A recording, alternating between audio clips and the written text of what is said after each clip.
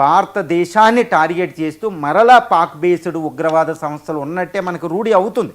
కానీ investigation complete అయ్యేదాకా, evidence gather అయ్యేదాకా భారత ప్రభుత్వం నోరు విప్పదు. కానీ ఇప్పటికే ఆ యొక్క కారు అమ్మిన I-20 కారు ఓనర్ని పట్టుకుంటే ఆయన ఎవరికి అమ్మాడు కారు అంటే మళ్ళీ పహల్గాం దగ్గర ఉన్న ఒక డ్రైవర్కి అమ్మినట్టు. అంటే పాకిస్తానీ మూలాలు జమ్మూ అండ్ కాశ్మీర్కి వెళ్ళి అక్కడి నుంచి అక్కడికి వెళ్ళిపోతాయి.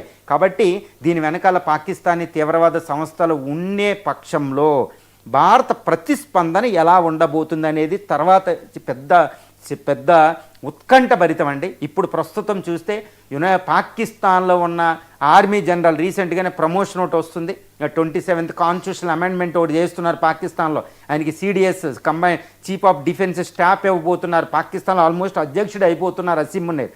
కానీ ఈయనకి భయానకమైన పరిస్థితులు ఆయన ఉన్నాడు. ఎందుకంటే ఇండియాలో ఇప్పుడు ఢిల్లీ రాజధాని, అంటే ఇండియా రాజధాని ఢిల్లీలో జరిగిన బాంబ్ బ్లాస్ట్ వెనకాల ఇందులో 13 మంది చనిపోవడం, డజన్ల కొద్దీ ఇంజూర్డ్ అవ్వడం జరిగింది. ఇందులో వెనకాల పాక్ మూలాలుంటే అసీం మునీర్కి మళ్ళీ దడే. ఎందుకంటే పహల్గాం దాడి ఏప్రిల్ 22 తర్వాత ఆయన దడలో ఉండగా ఇండియా ఏం చేసిందో తెలుసు. కాబట్టి ఇప్పుడు ఇండియా రెస్పాన్స్ ఎలా ఉంటుంది? మోడీ ఉగ్ర రూపం, మోడీ చాలా కోపంగా ఉన్నట్టు తెలుస్తుంది.